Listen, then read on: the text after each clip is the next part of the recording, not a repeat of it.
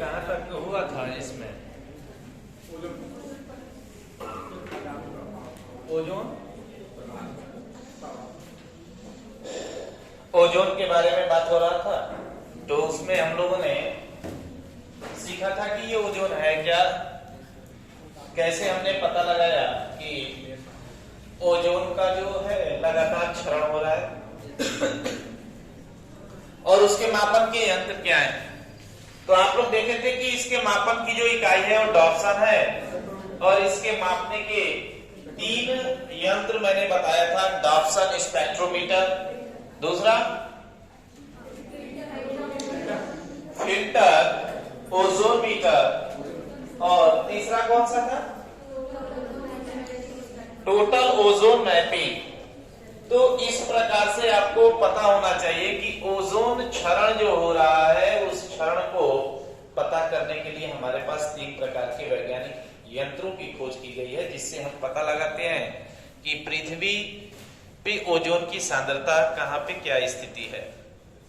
इसमें 2-3 बात आज हम सीखेंगे। पहले तो हमने देखा था कि ये जो ओजोन है, कुछ ऐसी गैसें जो ओजोन का भी क्षरण करती हैं। ध्यान से सुन लो, आज तो आप लोगों की संख्या बहुत कम है, हाँ?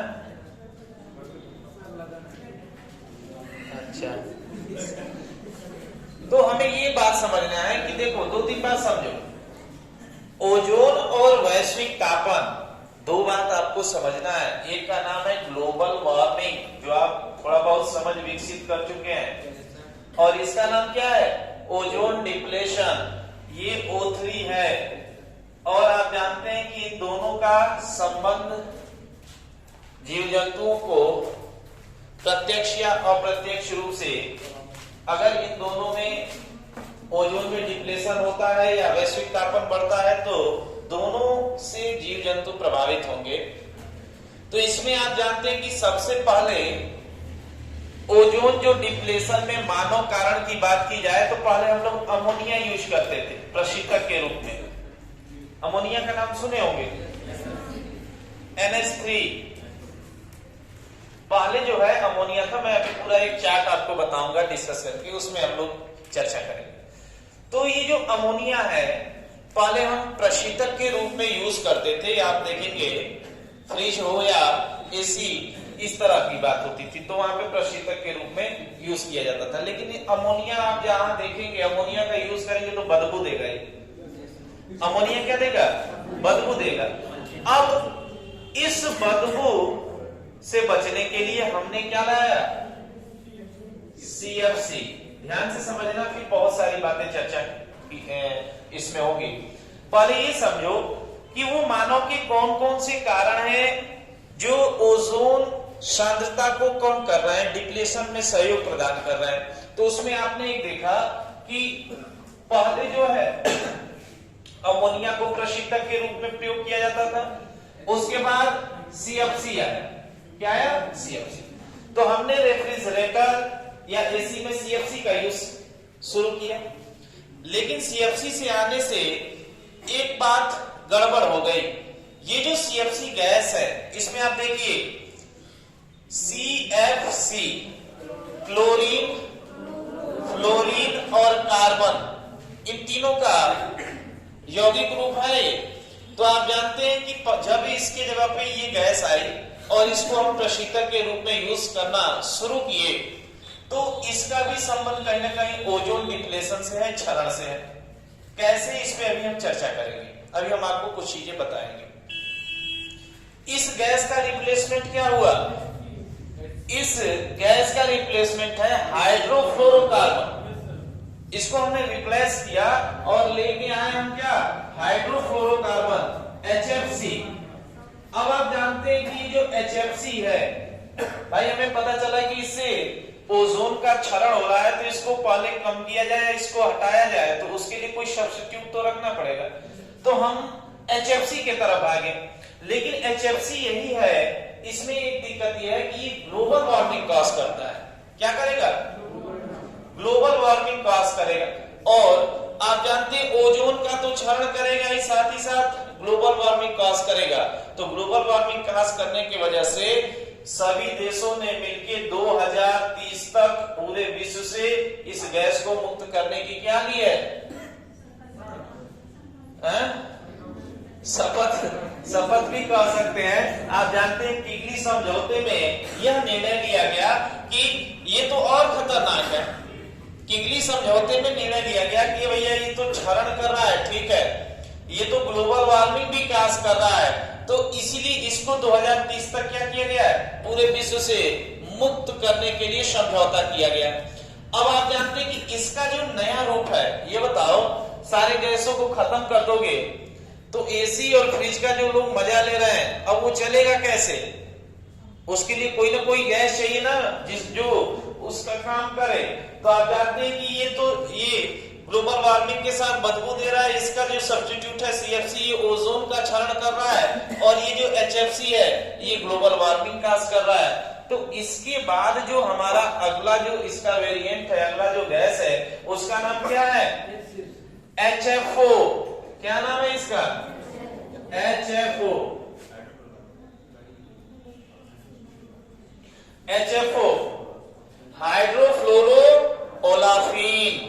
इसका नाम क्या है? हाइड्रोफ्लोरो ओलाफिन। अब यहां तक आते आते हमें संकट का पता चल गया। पहले किसी को कुछ पता नहीं था। वो सारा डेट है, मैं आपको बताऊंगा कब किसको क्या पता चला। लेकिन जब पता चला कि भाई ये तो ग्लोबल वार्मिंग, ये ओजोन क्षरण कहीं ना कहीं ये जीव जंतु को प्रत्यक्ष या अप्रत्यक्ष रूप से प्रभावित करेगी, तो एक ऐसा गैस लाया जाए जो ओजोन के डिप्लेशन को भी रोके और ग्लोबल वार्मिंग को भी रोके। तो आप जानते हैं कि ये जो HFO है, अब इस HFO का जो प्रयोग है हम प्रशीतक के रूप में करेंगे, और इससे ग्लोबल वार्मिंग भी रुक जाएगा और ओजोन डिप्लेशन भी रुक जाएगा। क्योंकि आप जानते हैं कि ये एक ऐसी गैस है जो काम तो करेगी, लेकिन पर्यावरणीय जो नुकसान हो रहा है उससे हमें क्या करेगी? बचाएगी। तो इस प्रकार से जो चीजें हैं उसे समझना है। अब इसमें 2-3 बात आपको समझना है कि ओजोन से संबंधित कुछ जो तिथि है, जो सन पूछता है कि 1840 में क्या होगा। भाई ये बताओ, ओजोन का जो कॉन्सेप्ट है, O3 का कॉन्सेप्ट है, पहले कोई इस पे खोज किया होगा तभी तो इंसान जाना होगा कि भाई इस प्रकार की गैसें भी वायुमंडल में हैं और ये क्या करती हैं। तो आप जानते हैं कि 1840 में ओजोन अणु की पहचान एवं नामकरण किया गया। ये थोड़ा बहुत जान लेना, ये डेटा है। वन लाइनर के रूप में अगर डेटा पूछ देता है तो वहां पे ये काम देता है।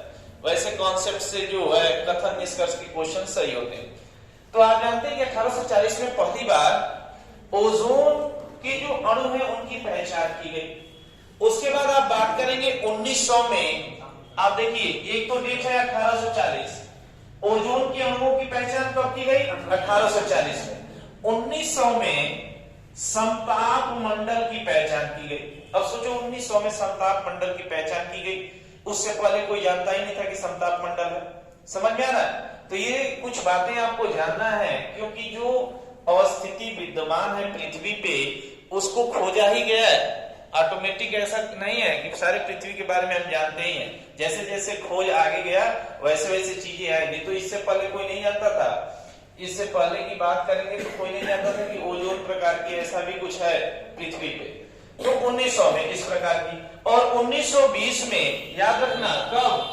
1920 में समताप मंडल की खोज की गई। 1920 में आप जानते हैं कि ये जो मैंने बताया कि अमोनिया, ये आप देखिए, अमोनिया के सुरक्षित विकल्प के लिए CFC को प्रोत्साहित किया गया। यानी अमोनिया पे प्रतिबंध लगा के इसको क्या किया गया? प्रोत्साहित किया गया, क्योंकि अमोनिया से बदबू आता था। अब इस चीज के बारे में जानना है, इस कॉन्सेप्ट के बारे में जानना है, तो उस समय की एसी फ्रिज से आपको मिलना पड़ेगा। उस समय जो प्रशीतक ठंडा रखने के लिए जो भी हम उपकरण यूज करते थे, तो जब वो उपकरण चलता होगा तो आप जानते हैं कि आसपास के, जहां वो चलता होगा आसपास के कमरे में एक बदबू टाइप का माहौल बन जाता होगा। तो उसको बंद करने के लिए हमने किसको प्रोत्साहित कर दिया? CFC को। तो ये जो CFC है यह 1920 में आया। कब? 1920 में। और आगे देखेंगे 1930 में एक चैपमैन वक्र बना के ओजोन प्रक्रिया की पहचान की गई कि ये जो ओजोन की प्रक्रिया होती है, मान लो कि ये जो हमारे चारों तरफ ओजोन फैला हुआ है, उस प्रक्रिया में कौन कौन सी घटनाएं होती हैं, उसका मूल्यांकन किया गया। अब देखो, अभी हाल ही में 1930 बहुत बहुत पुराना थोड़े है।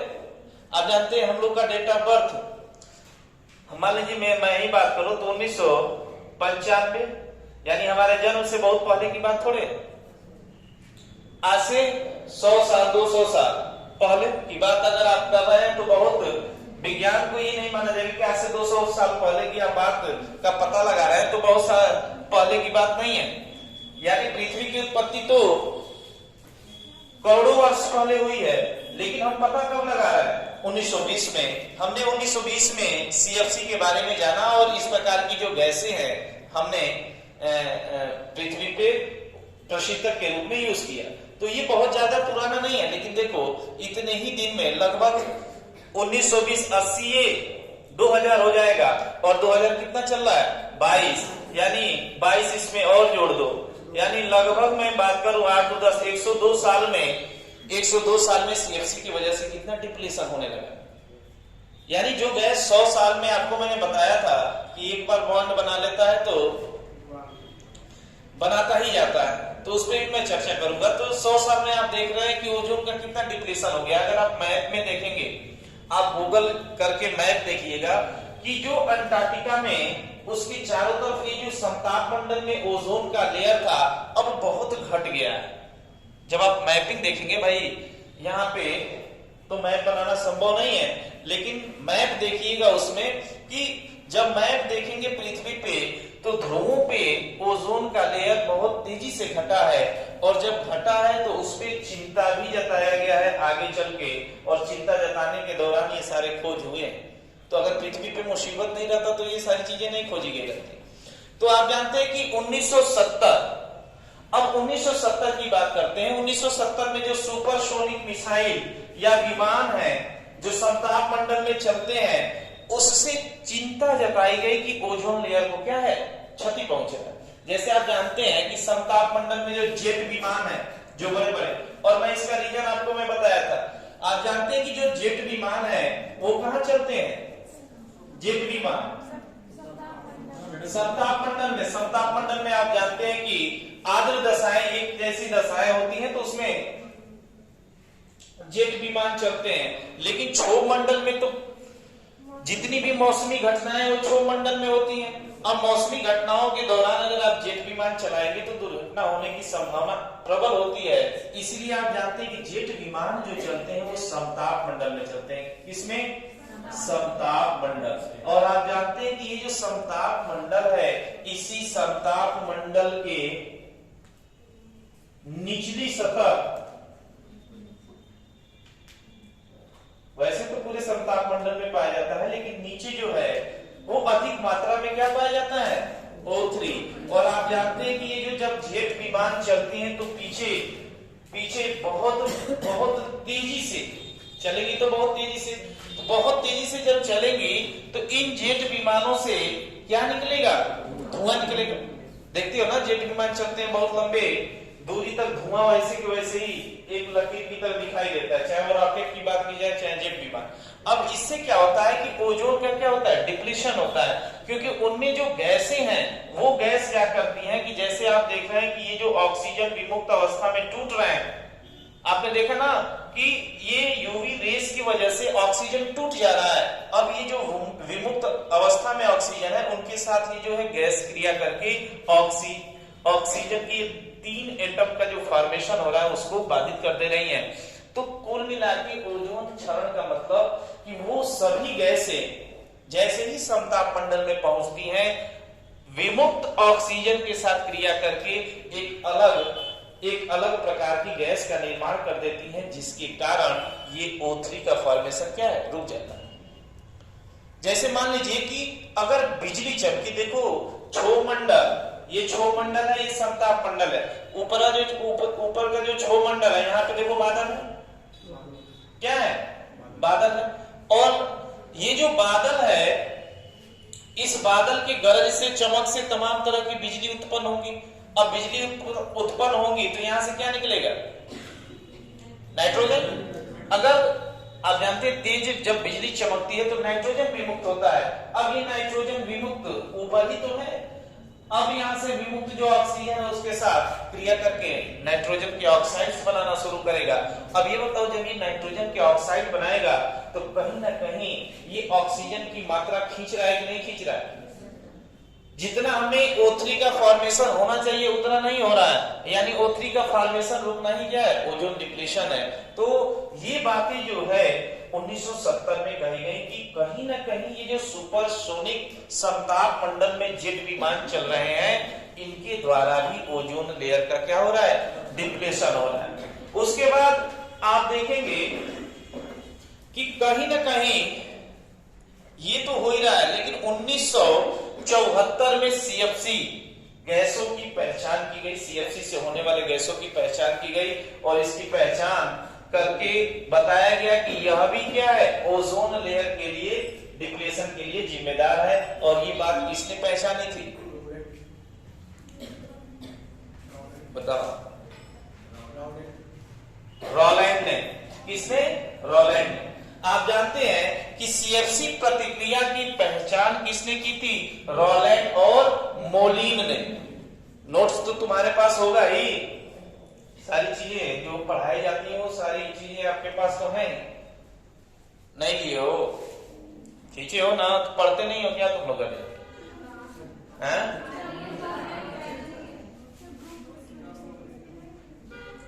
कोई बात नहीं, कल जो पढ़ाया गया था उसी से ये सारी बातें निकल के आ रही हैं। ये बताओ, जो CFC आप देख रहे हैं कि अमोनिया का विकल्प बना, उस CFC की पहचान की गई इनके द्वारा और पहचान करके उनकी प्रतिक्रियाओं को नोटिस किया गया कि जिस CFC को हम बढ़ावा दे रहे हैं प्रशीतक के रूप में, ये जब समताप मंडल में पहुंच रही है तो विमुक्त ऑक्सीजन के साथ क्रिया करके O3 का फॉर्मेशन रोक रही है।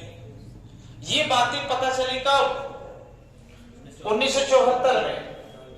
अगर आप आगे बढ़ेंगे 1978 में, तो 1978 में किया गया। आप जानते हैं कि जब मैं कल बताया था कि जितने भी प्रशीतक हैं, एरोसॉल हैं, जो ईंधन जलाने पे विमुक्त होता है, जो फोम यूज करते हैं, या आप देखेंगे अग्निशमन यंत्र, कभी देखें फायर ब्रिगेड में लाल लाल इतने बड़ा बड़ा जो है टीने का टांगा रहता है, तो उसमें आप देखेंगे कि जब आप उसको दबाते हैं, अग्निशमन यंत्र जो होता है दबाते हैं, तो उसमें से भी ये CFC विमुक्त होता है।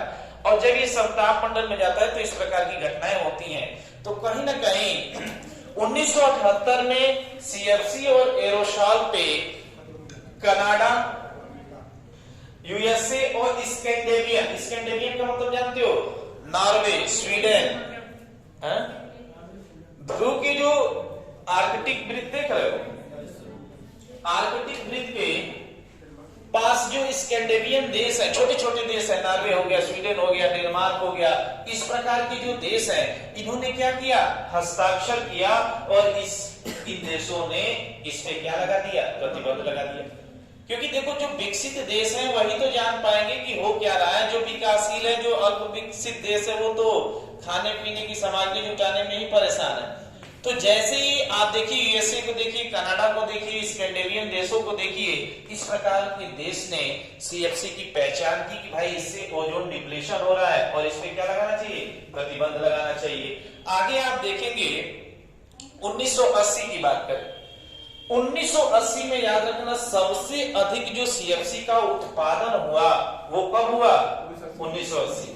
यानी 1980 तक आते आते CFC अपने चरम पे थी। और आप जानते हैं कि 1980 के बाद 1985 में दक्षिणी ध्रुव ओजोन छिद्र के रूप में, आप जानते हैं ब्रिटिश वैज्ञानिकों ने 1980 तक तो ये CFC अपने चरम पे रहा, लेकिन 1985 में दक्षिणी ध्रुव अंटार्कटिका पे ब्रिटिश वैज्ञानिकों द्वारा ओजोन की सांद्रता में कमी पाई गई और उसी समय से ये कॉन्सेप्ट आया कि ओजोन में क्या हो गया है? छिद्र।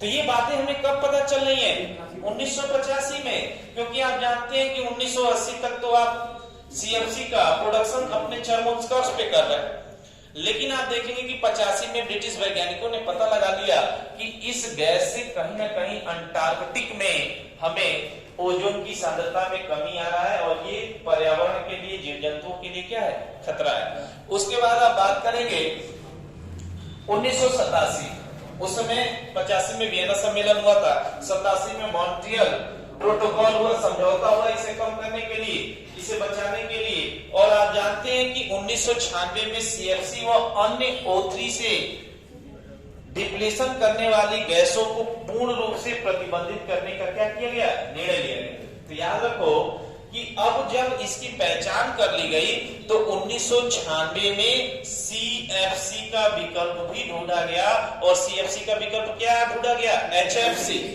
समझ में आ रहा है? लेकिन बाद में पता चला कि ये तो और हानिकारक है, तो सीएफसी पे प्रतिबंध लगाया गया, और सीएफसी पे प्रतिबंध लगा के और भी जो गैसें ओजोन को डिप्लेशन में डाल रही हैं उनको भी प्रतिबंधित करने का निर्णय लिया गया। और आप जानते हैं कि 2030 कितना, 2030 तक ओजोन से संबंधित जो भी गैसें उसके क्षरण के लिए जिम्मेदार हैं उनको पूरी तरीके से क्या किया गया, प्रतिबंध करने का निर्णय लिया गया। तो यानी हमको एक बात याद रखना है कि 2030 तक यह संकल्प किया गया है सभी राष्ट्रों के द्वारा कि ओजोन में क्षरण करने वाली सभी प्रकार की हानिकारक गैसों का हम क्या करेंगे, रोक लगाएंगे, प्रतिबंध करेंगे, जिनसे ओजोन का जो सांद्रता है वो समताप मंडल में बढ़ सके।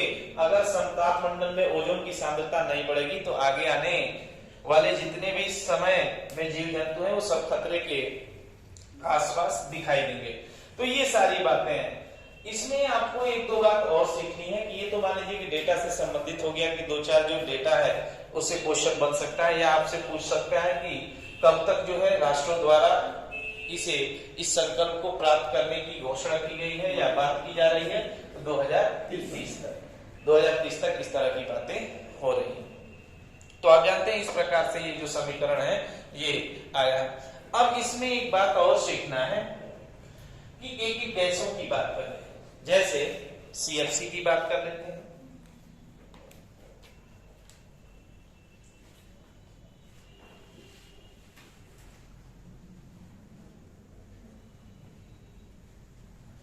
सीएफसी क्लोरोफ्लोरोकार्बन, इसमें दो तीन बातें आपको जानना है।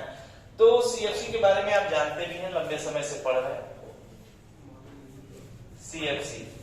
तो इस पे थोड़ा सा चर्चा कर लिया जाए कि सीएफसी कैसे जो है ओजोन क्षरण में जिम्मेदार है और इससे क्या जो है हानि पहुंच रहा है। तो कोई बताना चाहेगा कि क्या है सीएफसी, कैसे ये ओजोन को डिप्लेशन कर रहा है, या इससे संबंधित कुछ भी बातें जो आपको जानकारी हो। अरे सीएफसी तो सुने होंगे। सीएफसी में जो क्लोरीन एटम होता है वो ऑक्सीजन के एटम के साथ मिलकर सर बहुत स्ट्रांग बॉन्ड बनाता है, टूटता नहीं है, तो इसकी सांद्रता कम होती है। तो सीएफसी जो है आप जानते हैं कि इस पे थोड़ा सा एक बार समझ लिया जाए। एक को कहा जाता है हेलॉन्स और एक को कहा जाता है फ्रियॉन्स। समझ में आ रहा है? अब देखो यहाँ पे ये सारे के सारे क्या है, ओजोन के डिप्लेशन से संबंधित गैसें हैं। तो आप जानते हैं कि ये जो ऑक्सीजन जिसको आप O2 कहते हैं, ये अल्ट्रावायलेट रेस के कारण यूवी अल्ट्रावायलेट रेस जब पड़ती है तो ये विखंडित हो जाते हैं, मुक्त अवस्था में ऐसे ऐसे घूमते हैं। ठीक, जब ये टूट के घूमेंगे तो इनके साथ होता क्या है कि ये जो O2 आप देखना है ये दो ऐसे, तो ये तीन बन जाते हैं, इसी का नाम O3 है, इसे ही ओजोन कहते हैं। लेकिन जब मानव द्वारा प्रशीतक के रूप में पहली मैं गैस की चर्चा करूंगा, उसका नाम है CFC, क्लोरोफ्लोरोकार्बन। इसमें क्लोरीन भी है, इसमें फ्लोरीन है और इसमें कार्बन भी है। ध्यान से देख लीजिए, तीन गैस हैं, क्लोरीन, फ्लोरीन और कार्बन। ये 3 गैसें हैं और सबसे ज्यादा उत्तरदायी यही है, तो पहले इसी की चर्चा कर लेते हैं। तो आप जानते हैं कि हमेशा याद रखो, जहां पे संयुक्त रूप से क्लोरीन और फ्लोरीन दोनों पाई जाएंगी, इसको हम क्या कहते हैं? Freon gas. क्या कहते हैं? फ्रियोन। ध्यान से समझ लेना। इस फ्रियोन गैस में, फ्रियोन गैस ऐसी गैसें होती हैं जहां पे संयुक्त रूप से फ्लोरीन और क्लोरीन दोनों संयुक्त रूप से शामिल होते हैं। तो आप देखिए CFC हो गया, PFC देखिए, परफ्लोरोकार्बन। ध्यान से समझना।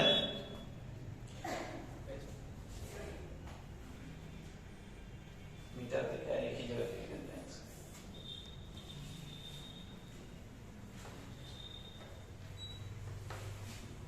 चलो यहां से देखो,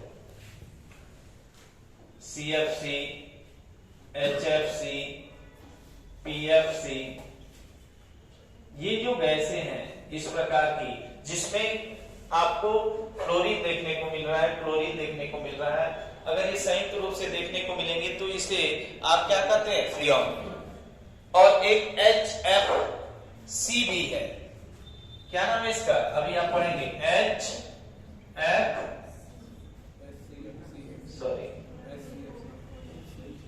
क्या था इसका नाम? HCFC। गलत है, HCFC, हाइड्रोक्लोरोफ्लोरोकार्बन। इसका नाम क्या है? Hydrochlorofluorocarbon, HCFC। इस प्रकार की जो गैसें हैं जहां पे संयुक्त रूप से आपको क्लोरीन और फ्लोरीन मिल रहा है, इसे कहते हैं फ्रियोन गैस। लेकिन जहां पे केवल फ्लोरीन और ब्रोमीन मिले, ध्यान से समझना, जहां पे केवल फ्लोरीन और ब्रोमीन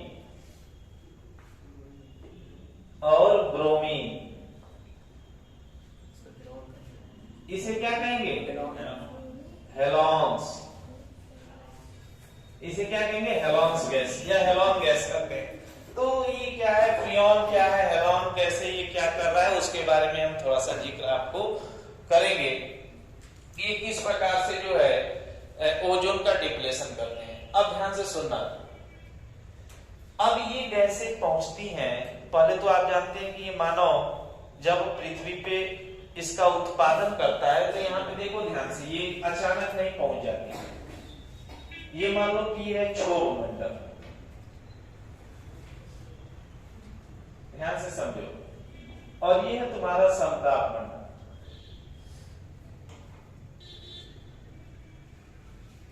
और यहां पे तुम हो, ये है अर्थ, ये है अर्थ। अब यहां पे तुम एसी लगा दी, मान लो तुम्हारे पास एसी है,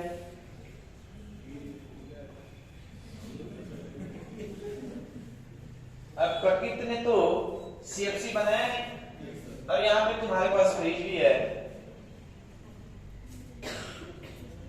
इसका दरवाजा खुला हुआ है, और ये तुम्हारा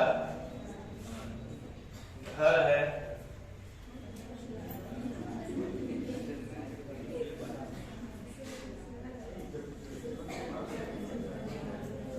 जिसमें तुम बैठ के आनंद ले रहे हो।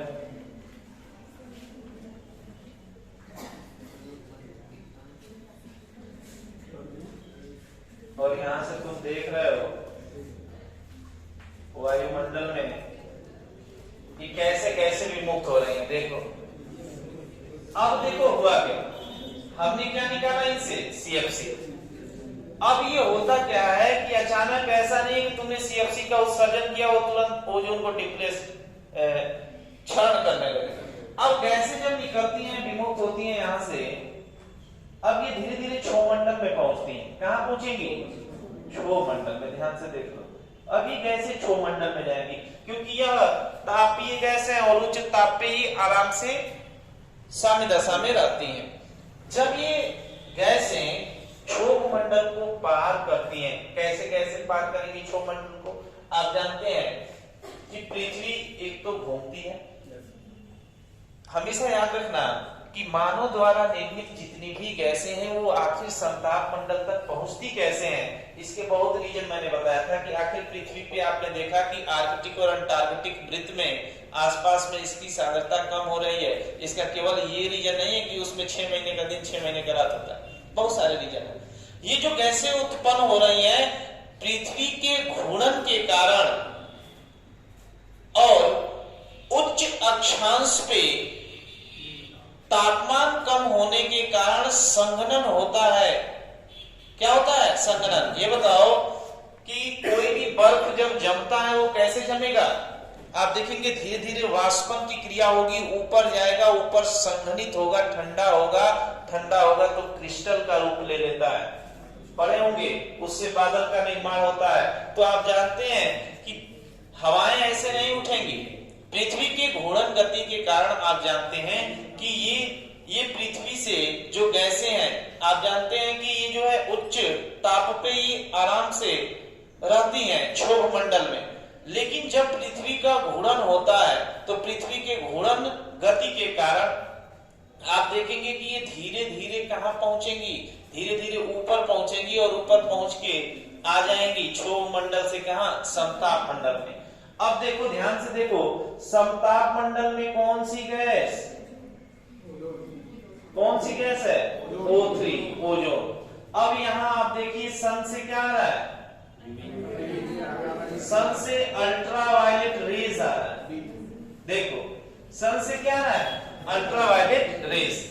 अब अल्ट्रावायलेट रेज कर क्या रहा है? यहाँ पे ऑक्सीजन को विमुक्त कर रहा है। ऑक्सीजन को क्या कर रहा है? विमुक्त। तो जैसे ही ये गैसें ऊपर पहुंचेंगी, कहां पहुंचेंगी? ऊपर। जैसे ही क्लोरीन ऊपर पहुंचेगा Cl2, और इस Cl2 पे जैसे ही ये यूवी रेस पड़ेगा, यूवी जो रेस है, इस यूवी रेस के कारण ये जो Cl2 आप देख रहे हैं यह टूट जाएगा। टूटेगा किसमें? आयन में। Cl प्लस Cl, ये किसमें टूट जाएगा? आयन में। और इसे कहते हैं मुक्त मूलक अवस्था। क्लोरीन का ये जो है मुक्त मूलक अवस्था है, ये मुक्त मूलक अवस्था में इसे ही कहा जाता है आवारा। क्या कहते हैं? आवारा। और तुम्हें कुछ इसमें समझने में बहुत परेशानी नहीं होगी। अब समझो, ये गैसें धीरे धीरे उठती हैं और जब इन पे पड़ता है यूवी रेस तो यह आयंस में विभक्त हो जाती हैं। क्लोरीन टूट जाता है और जब क्लोरीन टूट के विमुक्त हो जाएगा तो किसको ढूंढेगा? ऑक्सीजन को। किसको ढूंढेगा? ऑक्सीजन को।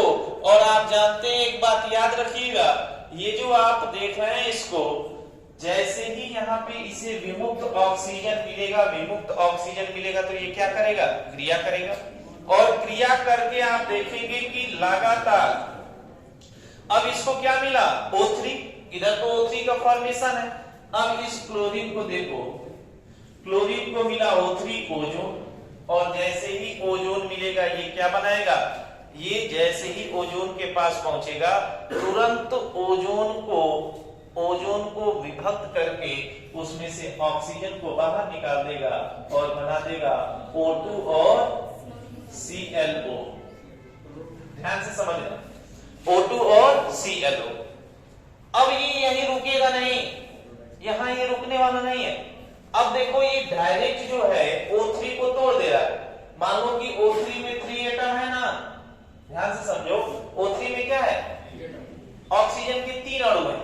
लेकिन जैसे ही यूवी रेस यहां से क्लोरीन को विमुक्त कर रहा है, यह क्लोरीन डायरेक्ट इस ओजोन के साथ क्रिया करके इसके ऑक्सीजन्स को विमुक्त करते जा रहा है। और जैसे जैसे विमुक्त करेगा, O3 को जैसे जैसे तोड़ते जाएगा, वैसे वैसे ओजोन का क्या होगा? डिप्लीशन होना शुरू होगा। अब जब आप देखेंगे कि जैसे जैसे ये ओजोन टूटता जाएगा, ओजोन टूटता जाएगा, वैसे वैसे इसकी सांद्रता भी घटती जाएगी।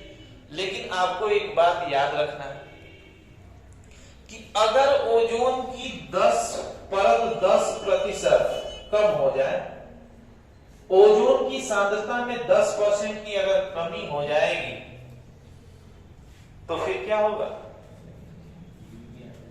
बताओ? अगर ओजोन की परत 10% पतली हो जाएगी तो जो यूवी रेस जो हानिकारक हैं उनका पृथ्वी पे 20% कितना 20% तेजी से आगमन शुरू हो जाएगा। तो अल्ट्रावायलेट जो रेज है, अल्ट्रावायलेट कौन सी? बीटा। हानिकारक कौन सी है? Ultraviolet B. अल्ट्रावायलेट बी का जो है रेशियो 20% क्या हो जाएगा? बढ़ जाएगा। तो ये बताओ कि जैसे इन गैसों के द्वारा ओजोन में क्षरण हो रहा है और ये जो क्लोरीन है, अगर एक क्लोरीन विमुक्त हो रहा है तो आपको पता होना चाहिए कि लगभग 20 लाख, इतना 20 लाख ओजोन के अणुओं को ऑक्सीजन विहीन कर देता है एक क्लोरीन का।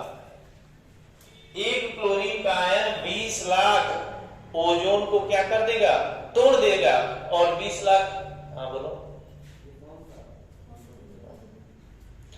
20 लाख ओजोन के अणु को क्या कर देगा? तोड़ देगा। ये तो आपको याद रखना है कि एक क्लोरीन जो है 20 लाख ओजोन को तोड़ रहा है। तो इतनी मात्रा में ये जो क्लोरीन पहुंच रहा है ऊपर, अब बताइए इतने मात्रा में पहुंचने के कारण यह इतने दिनों से कितने ओजोन का डिप्लेशन किया होगा आप सोच सकते हैं। इसलिए ये सारी बातें हो रही हैं। तो एक तो ये नष्ट भी नहीं होता, नष्ट भी नहीं होगा। तो एक तो आप क्लोरीन को देख ही रहे हैं, साथ ही साथ किसको देखेंगे? प्राकृतिक रूप से आप जानते हैं जब बिजली चमकेगा तो बिजली चमकेगा तो क्या निकलेगा? नाइट्रोजन निकलेगा। अब ये नाइट्रोजन क्या करेगा? इसी ऑक्सीजन के साथ ऑक्साइड बनाने लगेगा। तो जब ये नाइट्रोजन के ऑक्साइड बनाएगा तो यहाँ पे कम हो ही रहा है, ये तो डायरेक्ट ओजोन का ही क्या कर दे रहा है? क्षरण कर दे रहा है। तो ये बताओ ये जो क्लोरीन है अब ये रुकने वाला नहीं है। इसके चपेट में जितना O3 आएगा ये क्या करेगा? ऑक्सीजन में कन्वर्ट करता जाएगा, कन्वर्ट करता जाएगा। और जैसे ही O3 से O या O2 में कन्वर्जन होगा वैसे ही आप देखेंगे कि O3 की सांद्रता क्या है? घटने लगेगी। तो इस प्रकार से घटनाएं जो हैं इनको प्रभावित कर रही हैं। और आप जानते हैं कि ये जो CFC है इससे सबसे ज्यादा क्षति हुआ है ओजोन का। अब ये जो CFC है यह 65 से 110 साल तक ये यहाँ टिकी रहे, कम से कम 65 साल, अधिक से अधिक 110 साल तक। अब ये जल्दी नष्ट नहीं होता। अब नष्ट नहीं होगा तो आप जानते हैं कि अगर वो उतने साल तक टिकी रहेगी तो कितने बड़े मात्रा पे यह ओजोन का डिप्लेशन कर सकती है। तो ये सारी जो चीजें चिंताजनक बातें हैं, इस पे हमें विचार करना पड़ेगा। दूसरी बात कि अब बताओ ये CFC निकलता कहां से है? CFC के सोर्स क्या है? स्रोत क्या है? प्रशीतक के रूप में। आप जानते हैं प्रशीतक के रूप में क्या यूज करते हैं? AC, फ्रिज और भी जो चीजें आप प्रशीतक के रूप में यूज करते हैं वहां पे इसका काम है। साथ ही साथ एरोसॉल, जब ईंधन के रूप में एरोसॉल का यूज करते हैं वहां से ये विमुक्त होती है। जो फोम यूज करते हैं, जैसे आप देखते हैं ना दबाते हैं तो बहुत तेजी से झाग निकलता है, तो इस प्रकार से भी यहाँ पे CFC का यूज किया जाता है।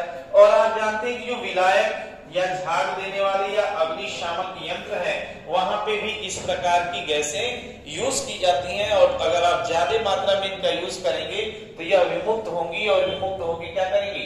पर्यावरण को प्रदूषित करेंगी। और उसमें सबसे बड़ी समस्या ओजोन डिप्लेशन की समस्या है। तो लिखिएगा CFC के बारे में, थोड़ा बहुत लिख लो इसके बारे में। CFC हेडिंग डालो, CFC क्लोरोफ्लोरोकार्बन। इसमें लिख लीजिएगा समताप मंडलीय ओजोन क्षरण हेतु, समताप मंडलीय ओजोन क्षरण हेतु, समताप मंडलीय ओजोन क्षरण हेतु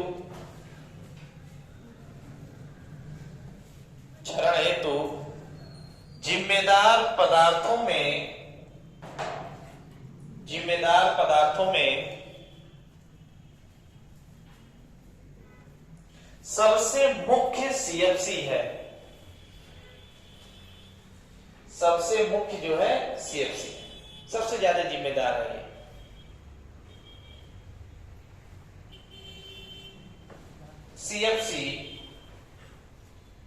सीएफसी क्लोरीन, फ्लोरीन एवं कार्बन के अणु से बनता है। Chlorine, fluorine, CFC chlorine, fluorine और कार्बन के अणु से बनता है।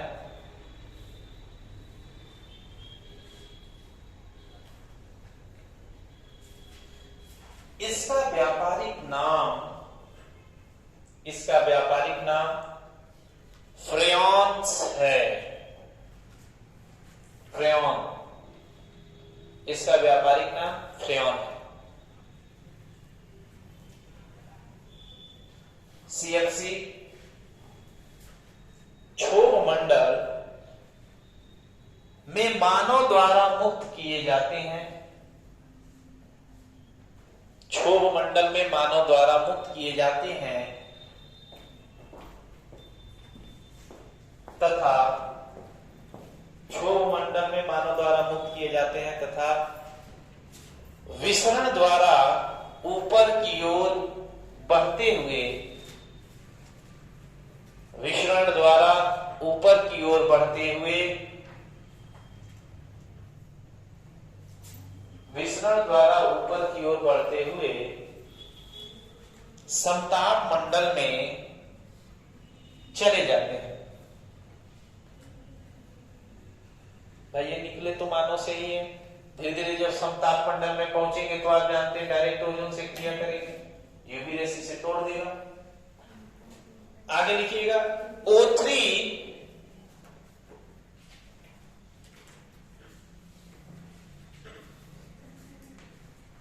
O3 के नुकसान, O3 डायरेक्ट ओजोन का मतलब O3 के नुकसान तथा ग्लोबल वार्मिंग के लिए भी जिम्मेदार है।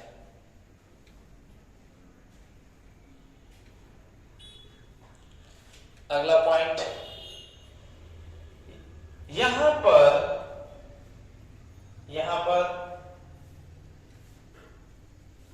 ये 65 से 110 साल तक,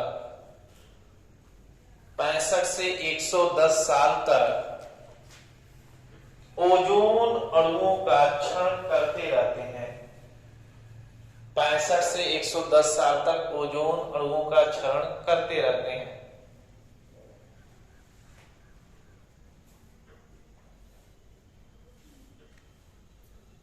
और आगे एक लाइन लास्ट लिख लीजिए, समताप मंडल में यूवी किरणों, समताप मंडल में यूवी किरणों के द्वारा नष्ट हो जाते हैं। समताप मंडल में यूवी किरणों के द्वारा नष्ट हो जाते हैं।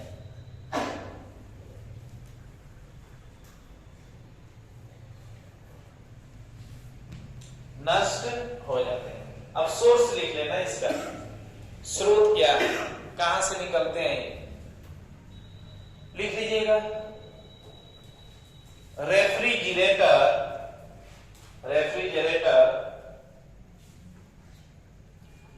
एवं एयर कंडीशनर के रूप में, एसी लिख लो, फ्रिज और एसी।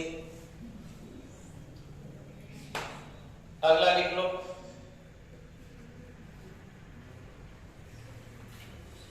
फ्रिज एसी हो गया। अगला लिखो अग्निशामक यंत्रों के रूप में, जो अग्निशामक यंत्र हम यूज करते हैं वहां से विमुक्त होते हैं। एरोसॉल के रूप में, एरोसॉल जो स्प्रे होता है वहां पे एरोसॉल लिखते हैं, एरोसॉल। आगे लिख लो, लिखिएगा मशीन तथा धात्विक वस्तुओं की सफाई करने वाले, मशीन तथा धात्विक वस्तुओं की सफाई करने वाले विलायक के रूप में, जैसे धातु को नहीं चमकाया जाता है, विलायक के रूप में धातु को चमकाने के लिए विलायक के रूप में यहाँ पे आप देखेंगे सीएफसी का जो है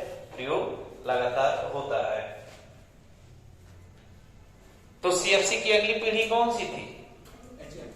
अमोनिया से हमने सीएफसी लाया, सीएफसी से एचएफसी, और इस समय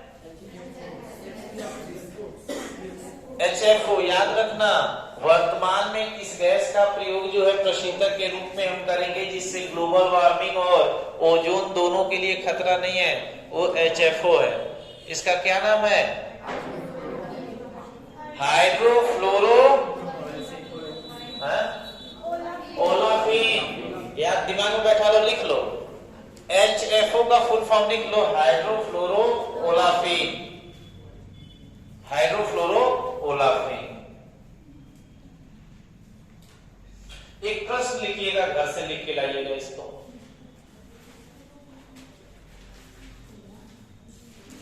एक प्रश्न लिख लीजिए, बहुत बढ़िया प्रश्न है। अब देखते हैं कौन समझता है इसको। लिखिएगा, ओजोन गैसों की सांद्रता, ओजोन गैसों की सांद्रता दोनों ध्रुवों पे पाई जाती है।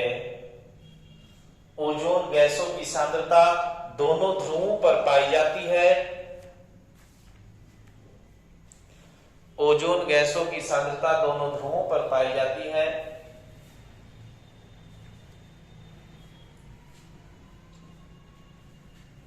परिणाम स्वरूप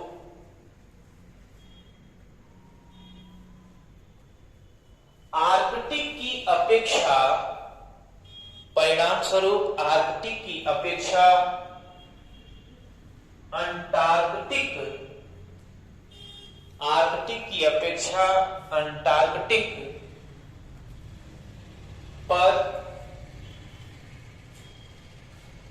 ओजोन की सांद्रता, आर्कटिक की अपेक्षा अंटार्कटिक पर ओजोन की सांद्रता में अधिक ह्रास हुआ है, अधिक ह्रास हुआ है। इसकी विवेचना करिए।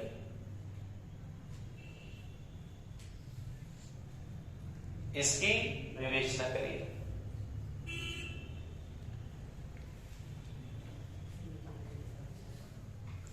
अब देखो, बहुत बढ़िया प्रश्न है कि ध्रुवों पे तो मान लेते हैं कि भाई आपने देखा कि आर्कटिक और अंटार्कटिक पे कुछ कारण है जिसके लिए यह चीजें जिम्मेदार है, क्योंकि आप जानते हैं पृथ्वी घूमती है तो ये जो गैसें हैं ये ऊपर जाके क्या है, बैठ जाती है।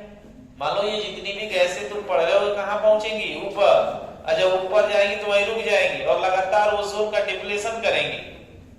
तो आर्कटिक और अंटार्कटिक दोनों ऊपर ही तो हैं। तो बात ये है कि आर्कटिक और अंटार्कटिक दोनों पे कुछ भौगोलिक अवस्थाओं के कारण प्राकृतिक रूप से हमने देखा कि ओजोन का फॉर्मेशन बंद हो जाता है।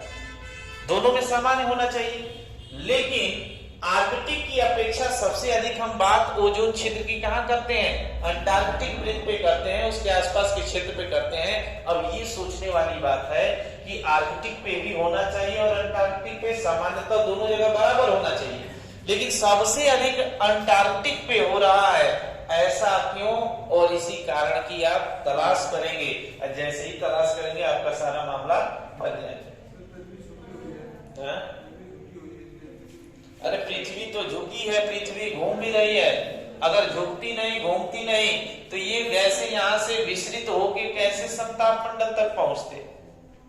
उसमें बहुत कारण है, लेकिन ये आपको सोचना है और इसको सोच के आप लोग अपना उत्तर जो है लिख के लाएंगे। और जब आप लिखेंगे तो आपको सारी बातें, और भाई कोई ना कोई सोर्स तलाशेंगे, तो सोर्स तलाशेंगे तो आपको जानकारी हो जाएगी। तो ये इस क्वेश्चन पे ध्यान दीजिएगा। अगली गैस का नाम है, लिखिएगा HCFC, हाइड्रोक्लोरोफ्लोरोकार्बन।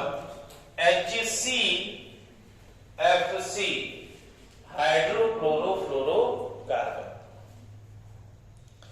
हाइड्रोक्लोरोफ्लोरोकार्बन, बस पानी जुड़ गया। हाइड्रो माने क्या होता है? अब ये ग्लोबल वार्मिंग उत्पन्न करेंगे, क्योंकि आप जानते हैं पानी से क्या होता है, ग्लोबल वार्मिंग सबसे अधिक तो जलवाष्प पे ही ग्लोबल वार्मिंग होता है। ये सारी चीजें आप जाने कि नहीं? अगर जलवाष्प ऑप्शन में आ जाए और कार्बन ऑप्शन आ जाए तो सबसे अधिक ग्लोबल वार्मिंग किससे होता है? जलवाष्प से। तो इस प्रकार की समस्याएं आई तो फिर इसको भी बंद किया गया कि भाई इसको इस पे भी बैन लगाया जाए, नहीं तो ये तो ग्लोबल वार्मिंग कॉज करे, पृथ्वी का तापमान ही बढ़ा देगा। तो लिखिएगा इसके बारे में, ये फ्लोरीन, कुछ बातें लिख लीजिए।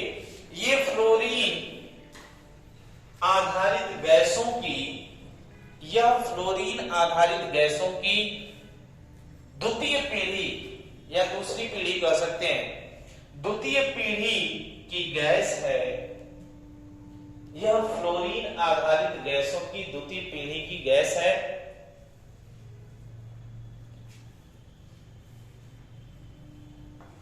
जो सीएफसी गैसों के विस्थापन के रूप में आई, सीएफसी गैसों को विस्थापित करके इसको लाया गया।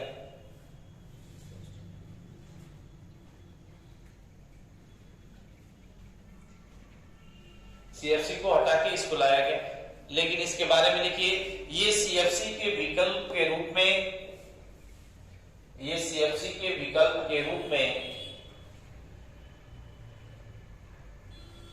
ज्यादा पर्यावरणीय हितैषी होते हैं। यह सीएफसी के विकल्प के रूप में ज्यादा पर्यावरणीय हितैषी होते हैं। और आगे लिखिएगा,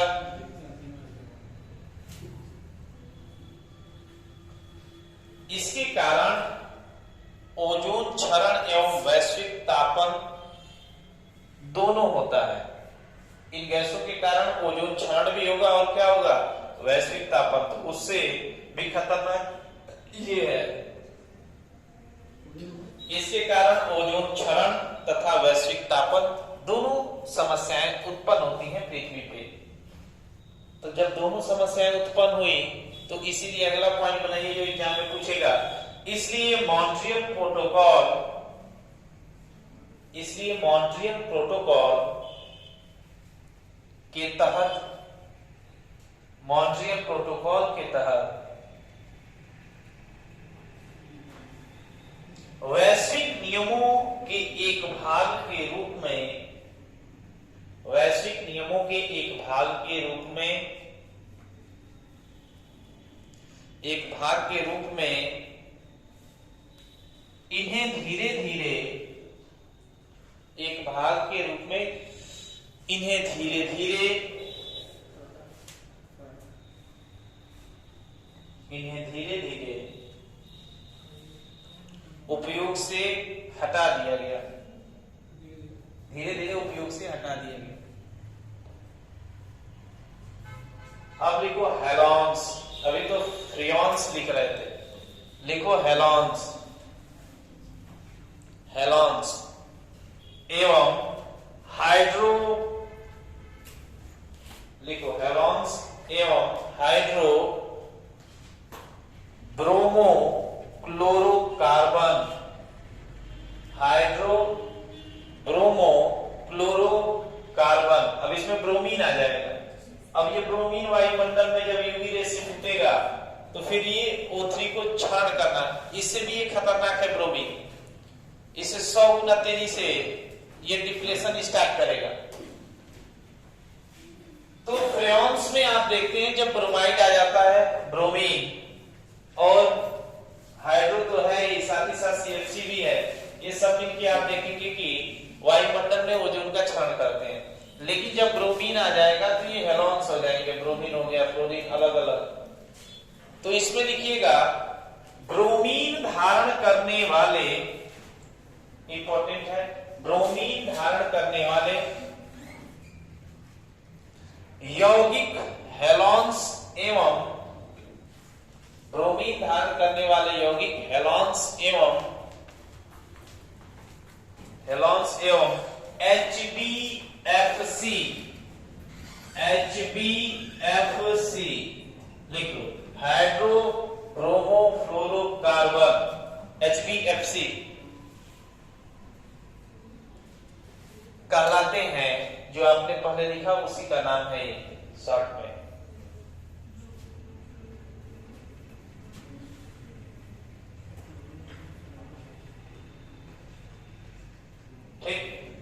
आगे लिखिए कहलाते हैं।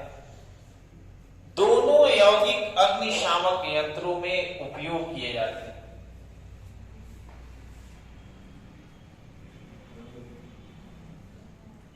इनको अग्निशामक यंत्रों में प्रयोग किया जाता है। इसलिए देखोगे कि जब उसको जलाओगे तो पूरा पीला पीला हो जाएगा, महकने लगता है। उसमें बहुत सारी गैसें होती हैं। केवल देखे होंगे फायर ब्रिगेड वाले, फायर वाला देखो घर में टंकी लगी रहती है, लेकिन उसको कभी निकाल के उसको यूज करो, ऐसे ही थोड़ा दबाओगे तो देखोगे निकलेगा उसमें से। समझ में आ रहा है?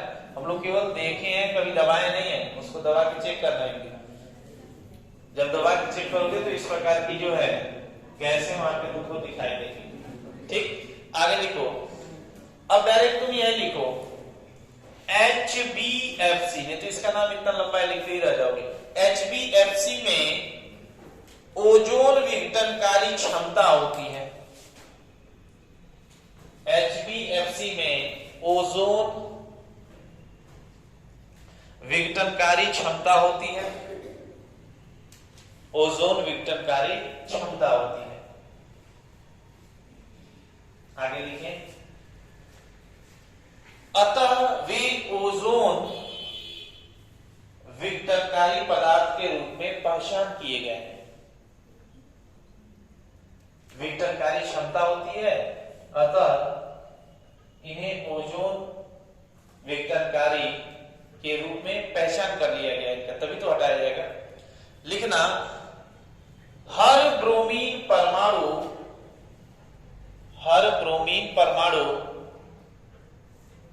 क्लोरीन परमाणु की तुलना में, हर ब्रोमीन परमाणु क्लोरीन परमाणु की तुलना में 100 गुना ज्यादा ओजोन अणुओं को नष्ट करता है। उससे भी ये खतरनाक है। 100 गुना ज्यादा ओजोन अणुओं को नष्ट करता है। ओजोन अणुओं को नष्ट करता है। सोचिए, लिखिएगा, सूर्य की पराबैंगनी किरणों द्वारा टूटकर ये ब्रोमीन को अलग करती है। सूर्य की पराबैंगनी किरणों द्वारा जब ये समताप मंडल में पहुंचेंगे, टूटकर ब्रोमीन को अलग करती हैं, जो कि ओजोन को नष्ट करता है। जब ये टूट के अलग होंगी तो ये क्या करेंगी? ओजोन को नष्ट करना शुरू करेंगे। और एक तरीके से ब्रोमीन अणु और फ्लोरीन के जो अणु हैं, यह एक कैटालिस्ट का काम करते हैं, उत्प्रेरक का काम करते हैं। और उत्प्रेरक का काम करेंगे तो ऊपर जाके O3 को कम करेंगे। अगर लिखो नाइट्रोजन के ऑक्साइड,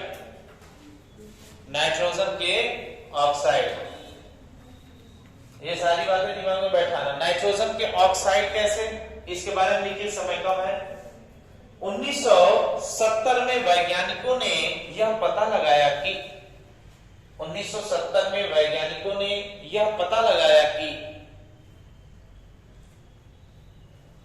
1970 में वैज्ञानिकों ने यह पता लगाया कि नाइट्रोजन ऑक्साइड में भी ओजोन क्षरण की क्षमता होती है। 1970 में वैज्ञानिकों ने यह पता लगाया कि नाइट्रोजन ऑक्साइड में भी ओजोन क्षरण की क्षमता होती है। अब ये नाइट्रोजन के स्रोत क्या है, लिख लीजिए। सोर्स ऑफ नाइट्रोजन लिखिए, औद्योगिक उत्सर्जन, उद्योगों से निकलता है। और जब यह समताप मंडल में नाइट्रोजन पहुंचेगा तो आप जानते हैं विमुक्त ऑक्सीजन के साथ ऑक्साइड बनाएगा। तो सोर्स लिख लीजिए, नाइट्रोजन के सोर्स क्या है? औद्योगिक उत्सर्जन। अगला लिखिए, कृषि उर्वरक के रूप में सुपरसोनिक जेट विमान से नाइट्रोजन निकलता है। सुपरसोनिक जेट विमान। अगला लिखिए, प्राकृतिक विद्युत उत्सर्जन द्वारा। प्राकृतिक विद्युत को ही बिजली कहते हैं। बिजली की चमक, प्राकृतिक विद्युत उत्सर्जन ब्रैकेट में बिजली लिख लेना। और एक बात याद रखो, एक बार बिजली जिसको मार देगी वो बचेगा नहीं, खत्म हो जाएगा, इतनी ऊर्जा होती है। तो देखो यहाँ पे पहले तुमने देखा CFC, इसके ऊपर आपने क्या देखा, अमोनिया। CFC किसे कॉज करता है, ध्यान से सुनो, ये कॉज करता है O3 डिप्लेशन को, O3 डिप्लेशन को। इसके बाद कौन आया, इसके बाद आया HCFC, इसी के कुल के हैं सब, तो याद रखना। अब ये क्या किया, इसमें तो आपने दो बात पढ़ा कि ये तो ओजोन का भी डिप्लेशन कर रहा है, साथ ही साथ ग्लोबल वार्मिंग भी कॉज कर रहा है। इसके बाद क्या आया, HFC, इसी का है। तो HFC क्या करना शुरू किया, HFC आप देखेंगे ग्लोबल वार्मिंग कॉज शुरू किया। और लास्ट में अब जो है हम किसका उपयोग करेंगे, HFO। अब जैसे ही HFO का प्रयोग करेंगे, यहाँ पे O3 भी खत्म और यहाँ पे ग्लोबल वार्मिंग की भी समस्या क्या हो जाएगी, खत्म हो जाएगी। तो इस प्रकार से आपको याद रखना है। और अगला जो टॉपिक आपको घर से पढ़ के आना है या आपको सोर्स मटेरियल से जुटाना है, वह है इसका प्रभाव। क्या है, प्रभाव। तो एक हेडिंग लिख लीजिए और इस पे आप विचार करके आएंगे। लिखिएगा, समताप मंडलीय ओजोन परत अपघटन का प्रभाव। समताप मंडलीय ओजोन परत अपघटन का प्रभाव। अब यहां से कुछ जो है हमें बात सोचनी है। समताप मंडलीय ओजोन परत का अपघटन का प्रभाव किस प्रकार से प्रभाव है, आप लोग जानते ही हैं। तो आपको लिखना है कि समुद्रों पे कैसे प्रभाव पड़ेगा, पादप वर्ग पे कैसे प्रभाव पड़ेगा, मानव पे कैसे प्रभाव पड़ेगा। ये सारी बातें आपको सोच के आना कि किस प्रकार से प्रभावित करेंगी। ये पढ़ रहे हैं तो इसका कुछ निचोड़ तो है ही कि ये प्रभावित कैसे कर रही है। जैसे मान लो कि अगर यूवी रेस ज्यादा मात्रा में आएगा, तो मान लो इसको समुद्र मान लो, ये समुद्र के जीव जंतु कैसे प्रभावित होंगे। तुम्हारे आसपास ये जो पादप हैं और तुम में क्या भिन्नता नजर आएगी। तो इस सारी चीजों को सोच के आना। ठीक, आज के लिए इतना ही टाइम है। तो कहाँ ये सब भाग रहा है सब, हाँ? अभी तो आधा घंटा टाइम है, ये सब भागना शुरू कर दिए। बस आ गया क्या इन सबका, हम क्या लग रहा है टाइम हो गया क्या, सब जा रहा है सब, तो दिमाग में ही नहीं था। तो चलिए इस पे विचार करिए आप लोग। हमको लगा कि टाइम हो गया है इसीलिए लेट हो जाएगा, तो ये लोग जा रहे हैं। तो हमारे दिमाग में यही था कि बच्चे पहले तो एक शिफ्ट वाले गए, तो हमको लगा कि ये लग रहा है कि 4:40 वाले हैं, और दूसरी बार जब गए तो हमको लगा 5:10 हो गया क्या। तो इसीलिए हमको ये समझ में आया कि समय खत्म हो गया। तो चलिए इस पे विचार करिए, जो बातें आप लिखे हैं इस पे विचार करिए। आप लोग कौन बताएगा, बताओ। पहले तो तुम लोग ये बताओ कि तुम्हारे पे क्या प्रभाव पड़ेगा। हाँ?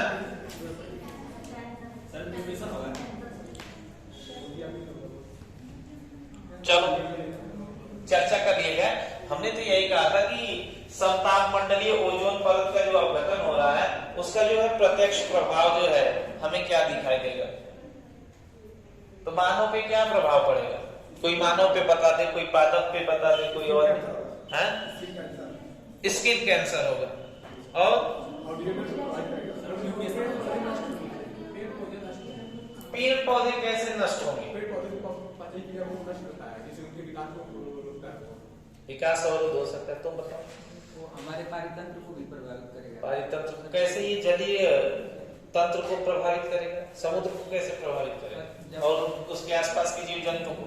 सर जब O3 समताप मंडल में O3 नष्ट हो जाएगा तो वहाँ से अल्ट्रा वाले जो रेज है सीधा हमारे मतलब ग्लेशियर्स पे पड़ेगी, और जिससे क्या नाम है ग्लोबलाइजेशन के कारण जो छोटे छोटे द्वीप है, बहुत ज्यादा पानी समुद्र में जो छोटे द्वीप है वहाँ से जब ये बर्फ पिघलेगा तो पानी सब वहाँ समुद्र में जाएगा, जैसे छोटे छोटे द्वीप जो है डूब जाएंगे। तो यार छोटे छोटे द्वीप डूबेंगे तो उसमें जलीय जीव जंतु को तो फायदा होगा, उनका तो विस्तार होगा ना सर। तो पारितंत्र जो मतलब उस पे अभी जो मतलब हमारे पृथ्वी के भी कुछ तो जीव होंगे जो डूब कर मर जाएंगे। तो पृथ्वी के न जीव डूब के मरेंगे, ये जलीय वाले तो उसको खाएंगे। ये तो मछली तुमको पा जाएगी तो उसका तो आहार हो गया पूरे दिन का तुमको। तो हम पारितंत्र वो जितना डूबेगा महाद्वीप उतना तुम आहार बनते जाओगे उनका। सर हम तो पारितंत्र को प्रभावित करने नहीं, तो हमको ये देखना है कि कैसे समुद्री पारितंत्र प्रभावित होता है। एक एक भाई पढ़ोगे, ऐसा थोड़े कि पूरे पारितंत्र को नहीं देखना है, एक एक पारितंत्र को देखना है। तो समुद्री पारितंत्र कैसे प्रभावित होगा, चलो तुम बताओ। है नहीं बता पाओगे, क्यों? तुम नहीं पढ़ती हो? पीछे से कौन बताएगा? समुद्री पारितंत्र को कैसे प्रभावित करेगा ये यूवी रेज? अत्यधिक वाष्पीकरण भी होगा। तो वाष्पीकरण से इससे क्या मतलब है? सर कुछ ऐसे जीव जंतु होते हैं जो सर एक्सट्रीम टेम्परेचर पर, जैसे प्लैंक्टन्स, फाइटोप्लैंक्टन्स का नाम सुने हो? ये सर बताओ, समुद्रों में फाइटोप्लैंक्टन्स पाए जाते हैं जिसपे समुद्र के बहुत सारे जीव जंतु आश्रित होते हैं। ये बताओ, हम लोग का आहार क्या है? जहां से हम लोग खाने का जो मुख्य स्रोत है, अगर उसको नष्ट कर दिया जाए तो हम लोगों पे प्रत्यक्ष रूप से प्रभाव होने लगेगा। तो ये बताओ, जो समुद्र है उस समुद्र में बहुत सारे घास पाए जाते हैं, जिसको ये पादप पाए जाते हैं, छोटे छोटे जीव जंतु उसको खा के जिंदा रहते हैं, उसको कहा जाता है फाइटोप्लैंक्टन्स।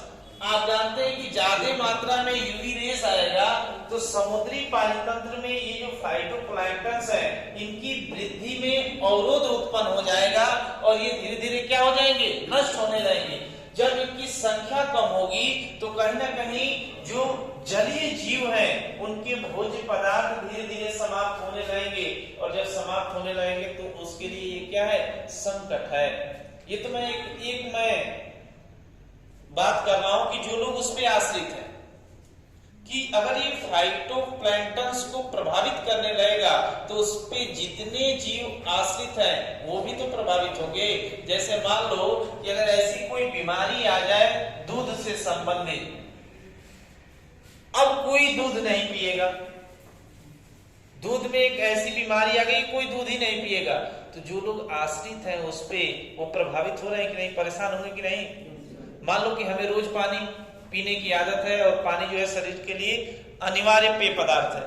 अब ये रहे कि पृथ्वी का पानी ऐसा दूषित हो जाए कि पीने के बाद आदमी में विभिन्न प्रकार की बीमारियां, या एक क्षेत्र विशेष का पानी दूषित हो जाए जिससे विभिन्न प्रकार की बीमारियां उत्पन्न होने लगे, तो बिना पानी का रहेंगे कैसे? समझ में आ रहा? भाई जिसके पास पैसा है वो तो बिस्लेरी खरीद लेगा, आम इंसान कितने दिन तक बिस्लेरी खरीदेगा?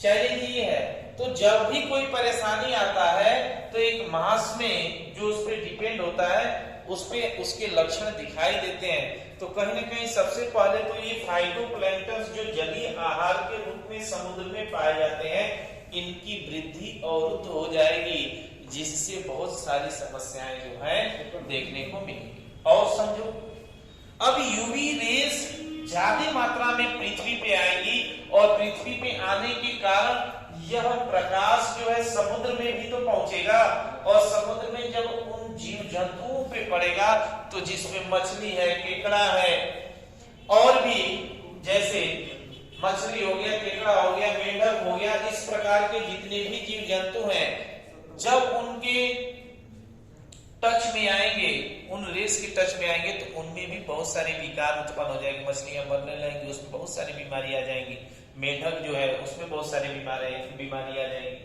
तो इस प्रकार की जो जीव जंतु हैं, इन जीव जंतु पे जैसे ही अल्ट्रावायलेट रेस पड़ेंगी, ज्यादा मात्रा में आएंगी, तो आप जानते हैं कहीं ना कहीं उनके जीवन के लिए वो क्या है, खतरा है। तो एक तो भोज्य पदार्थ की संख्या कम हो रही है, उनके अंदर भी, जीव जंतुओं के अंदर भी विकार उत्पन्न होने लगा इसके कारण। तो आप एक मास लेवल पे देख सकते हैं कि कहीं ना कहीं ये समुद्री पायतंत्र क्या है, इस रेस से प्रभावित हो रहा है। और आप जानते हैं कि अगर 10% डिप्लेशन हो जाता है ओजोन का, तो 20% यूवी रेस में जो बी रेस है ये बढ़ जाएगी। तो मान लो कि अभी तो 5% या उससे भी कम आता होगा, 95% तो शोषण कर लेता है। 5% की बात की जाए तो 5% को और कम करने के लिए बहुत सारे हम प्रोग्राम डेवलप कर रहे हैं पूरे वर्ल्ड लेवल पे, और उसको प्रत्येक देश मान रहा है। अब मान लो ये 5% बढ़ के 15% हो जाए, 20% हो जाए, और बी जो रेस है अल्ट्रावायलेट, अभी इसकी संख्या 15% हो जाए, 5% से हो जाए 15%। ये बताओ जब 10% ये रेस बढ़ेंगी तो 10% नई बीमारी भी इस पृथ्वी पे उत्पन्न होगी। एक बात ये भी जान जाओ, कैंसर उन सब की बीमारी पहले नहीं थी, बहुत सारी ऐसी बीमारियां जो पहले नहीं थी इतने मास लेवल पे, लेकिन वो धीरे धीरे बढ़ रही हैं। इसका एक बड़ा कारण यह भी है ग्लोबल वार्मिंग, ओजोन का क्षरण, इस प्रकार की जो घटनाएं हैं यह भी मास लेवल पे घटित हो रही हैं। तो आप देखिए कि पहले बहुत प्रकार के कैंसर्स की समस्या नहीं थी यहाँ पे, लेकिन बहुत सारी समस्या आ रही है, आंखों से समस्या आ रही है, स्किन से समस्या आ रही है। तो ये समस्या का संबंध प्रत्यक्ष तो हमें अभी दिखाई नहीं दे रहा है, बहुत मास लेवल पे ये गैसें किरणें आ नहीं रही हैं, लेकिन 5% है, पहले 5% भी नहीं थी। अब धीरे धीरे जैसे जैसे ये बढ़ेगी वैसे वैसे समस्या बढ़ती जाएगी। तो इस प्रकार की, तो कहीं ना कहीं आप देखेंगे कि फाइटोप्लैंक्टन्स की संख्या घटेगी, जीव जंतु प्रभावित होंगे, और साथ ही साथ उनकी वृद्धि भी अवरुद्ध हो जाएगी, जिससे नए उनकी उत्पत्ति, जो उनकी संतान उत्पत्ति की श्रृंखला है वो भी क्या हो जाएगी, बाधित हो जाएगी। जब सारी की सारी मछलियां जो है इससे प्रभावित होने लगेंगी, तो आप जानते हैं कि उनका जो चैन आगे का चला आ रहा है वो रुक जाएगा, उनकी संख्या धीरे से कम होना शुरू हो जाएगा। अब ये बताओ, ये तो रहा समुद्री पायतंत्र, वनस्पति पे कैसे प्रभाव पड़ेगा? वनस्पति पे बताओ, एक प्रभाव को समझते चलो, वनस्पति पे कैसे प्रभाव पड़ेगा? समुद्र पे तो भाई हमने प्रभाव देखा, हाँ। मतलब किसी भी प्रकाश संश्लेषण होने के लिए एक नॉर्मल होना चाहिए, प्रकाश एक नॉर्मल वे से आए तो प्रकाश संश्लेषण अच्छे से होता है, और उस प्रकार से अगर आने लगेगा बहुत तेजी से तो प्रकाश संश्लेषण में बाधित होगा, तो कहीं पत्तियां निकल जाएंगी और काफी मतलब इससे होगा, तो जो भी खाने वाली चीजें हैं इससे हम लोग प्रभावित होंगे। वेरी गुड बेटा। चलो तुम बताओ, मोबाइल चला रहे हो, तुम बताओ वनस्पति कैसे प्रभावित होगा? चलो तुम अपने ही बारे में बताओ कि तुम कैसे प्रभावित होगी किरण?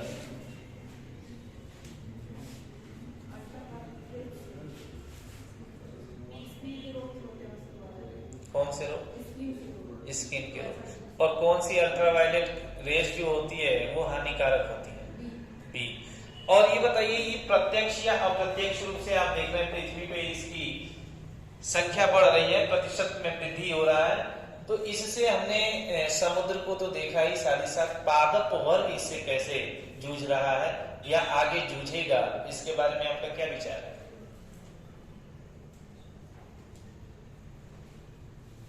मान लो पेड़ पौधे पे कैसे इसका प्रभाव पड़ेगा? अभी देखो पेड़ पौधों की सफाई हो गई है यहाँ पे, पहले बहुत सारे पेड़ पौधे थे, हम कर चुके हैं।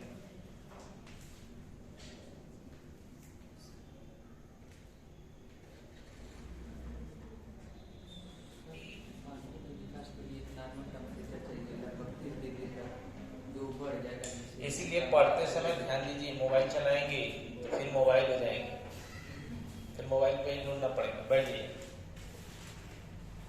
जो पत्तियों में पाया जाता है, जिसके जलवायु रहता है, उसकी क्षमता कम हो जाएगी, जिसके विकास में बाधा। अच्छा बैठो। कुल मिला के ये समझो कि मान लो कोई पौधा है, कुछ करना नहीं है, मान लो हम धूप में खड़ा होते हैं, धूप में खड़ा होते हैं कि नहीं, तो धूप में हम तब तक खड़ा होंगे जब तक हम उस धूप को सह लेंगे। जब तक उस धूप को सह लेंगे तब तक तो हमारा विकास ठीक है।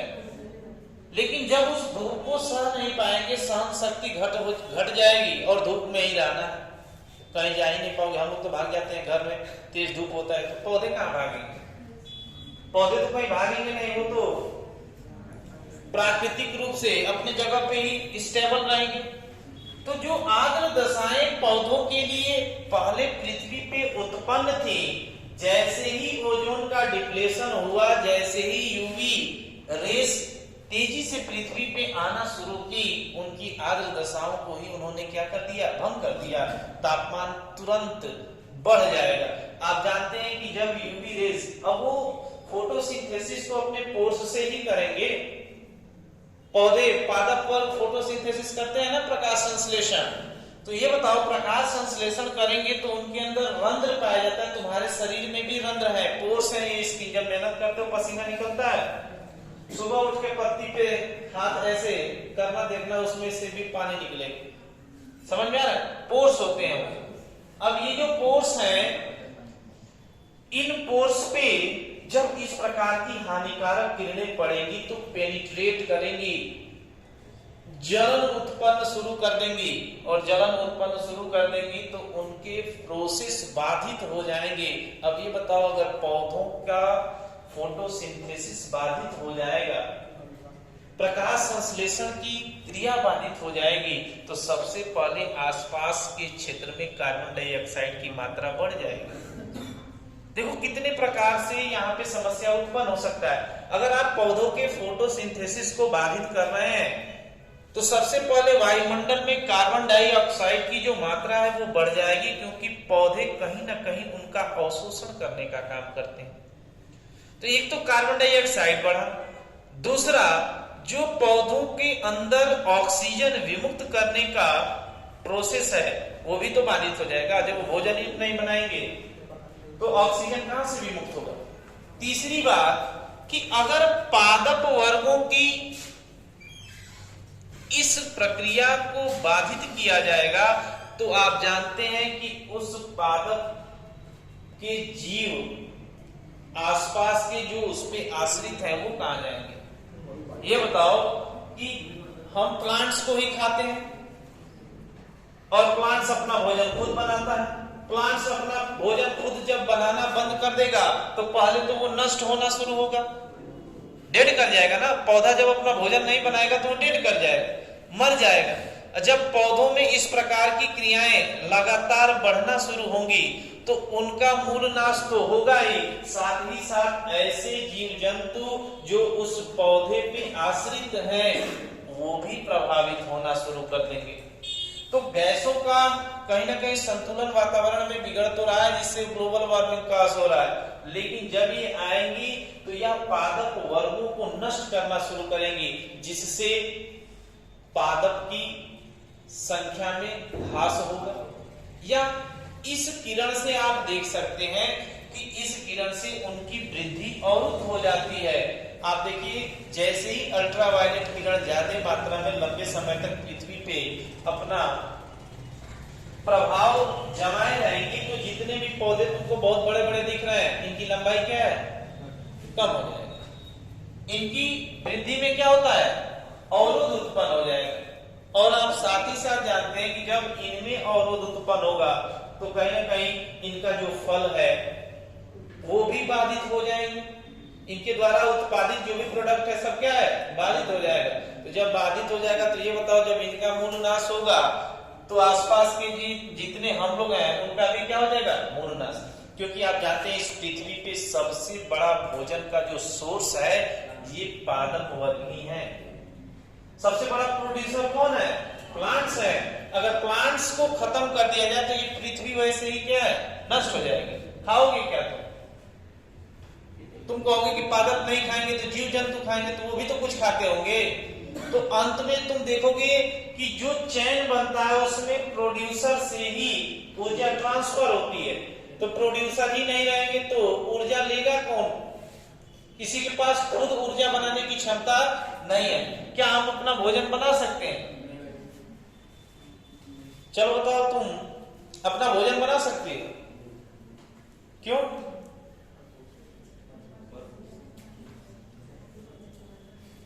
अरे भाई, मान लो कि हम प्लांट्स को अवरुद्ध कर दे रहे हैं, तो हम लोग में गुण होना चाहिए कि हम अपने शरीर का पोषण खुद, भोजन बनाने का मतलब यह है कि हमारा शरीर खुद अपने शरीर का पोषण कर दे।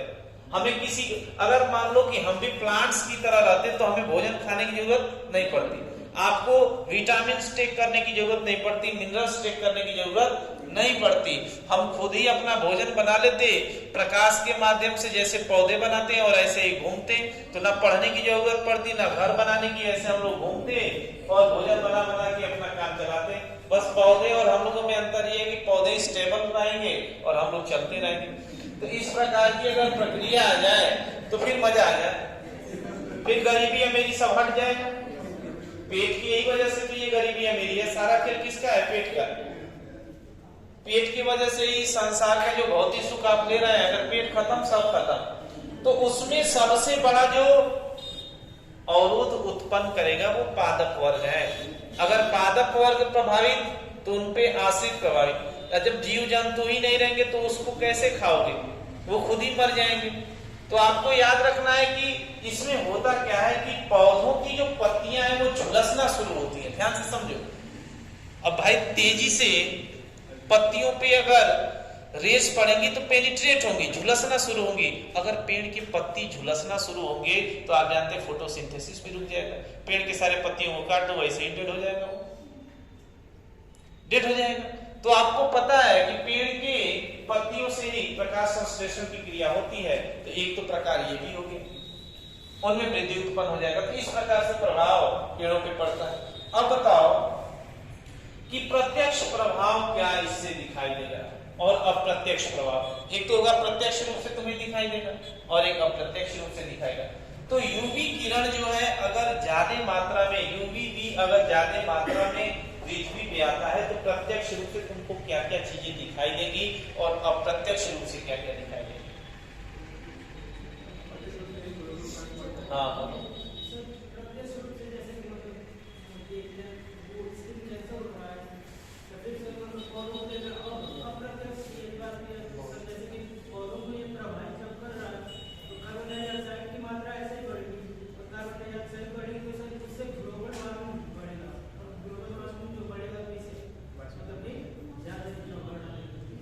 जैसे प्रत्यक्ष में ऐसी चीजें जो तुमको डायरेक्ट दिखाई देंगी तत्कालिक रूप से, जैसे कोई महामारी, कोई बीमारी अगर ये क्रॉस करेगी रेस तो तुम्हें दिखाई देगा। मानव शरीर के अंदर, पौधों के अंदर अगर कोई भी विकार उत्पन्न होता है जो आपको दिखाई देगा वो प्रत्यक्ष है। अप्रत्यक्ष में बहुत सारे रोग हो जाएंगे, बहुत सारे जीव जंतु की प्रतिरोधक क्षमता घट जाएगी। लेकिन अप्रत्यक्ष रूप में आप देखेंगे कि पौधों के आकार में परिवर्तन हो जाएगा। पहले आप कहते थे ना, पहले के समय में बहुत लंबे लंबे लोग रहते थे, पहले के समय में बहुत बड़े बड़े पेड़ पाए जाते थे। आज पेड़ों की हाइट कम हो गई है, लोगों की हाइट कम हो गई है। तो ये तुरंत नहीं पता चलेगा, जब आप इसको ऑब्जर्व करेंगे, देखेंगे धीरे धीरे, तब चीजों को पता चलेगा। लेकिन अगर आप बीमार पड़ गए, आपको कुछ तात्कालिक रूप से प्रभाव हो गया तो वो तो चीजें दिखाई देंगी। तो आप देखिए कि पौधों का जो आकार परिवर्तन होगा तुरंत नहीं होगा। ऐसा नहीं कि अभी यूवी किरण आया तुरंत आकार छोटा हो जाएगा, ऐसा कुछ नहीं। एक लंबे प्रोसेस से आप देखेंगे कि होगा। देखो पहले जब तुम जुरासिक पार्क देखते हो या इस तरह की मूवी देखते हो तो उसमें तुमको बहुत बड़े बड़े जीव जंतु दिखाई देते थे कि नहीं?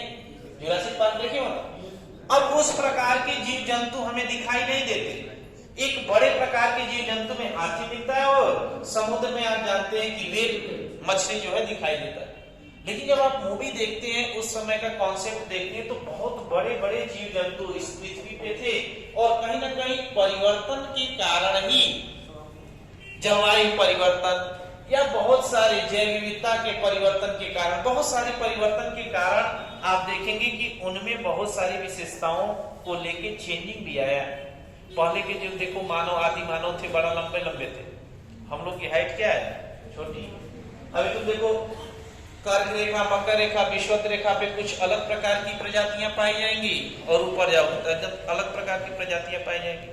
तो आप देखिए जैसे जैसे आप जाते हैं भारत में ही देखो ना, नीचे से आओ तमिलनाडु से, और तमिलनाडु से चलना शुरू करो, तमिलनाडु में जैसे लगेगा एक अलग प्रकार के, नमक की वजह से एक अलग प्रकार के लोग होते हैं। देखोगे कभी तमिलनाडु के, महाराष्ट्र और राष्ट्र के आ जाएंगे। तुम जो फिल्म इंडस्ट्री देखते हो, जो ग्लैमर देखते हो, वो महाराष्ट्र के नहीं है। अगर महाराष्ट्र के मूल निवासियों को देख लोगे तो कहोगे कि ये इनका फिल्म से कोई संबंध नहीं है, वो एक अजीब तरह के लोग होते हैं, समझ रहे हो? इसलिए देखो जितने भी दक्षिण भारत के लोग हैं, उत्तर भारत के लोगों से बहुत ऐसे कारण हैं जिससे वो परेशान रहते हैं। उत्तर भारत के लोग स्मार्ट होते हैं, और हम लोगों से भी स्मार्ट कौन होंगे? थोड़ा सा रसिया कहाँ पहुंच गए हैं, भारत की मैं बात कर रहा हूँ। जैसे तुम चले जाओ हरियाणा चले जाओ, पंजाब चले जाओ, हिमाचल चले जाओ, जम्मू कश्मीर चले जाओ, तो हम लोगों से भी बहुत स्मार्ट होंगे। लेकिन जैसे जैसे नीचे आओगे तो तुम्हारा जो है सिस्टम सही रहेगा। हो गया? तो ये सारे कारण हैं। पौधों में पोषक तत्वों की कमी हो जाएगी, उनकी वृद्धि अवरुद्ध हो जाएगी, आकार परिवर्तन हो जाता है, इस प्रकार के परिवर्तन होते हैं।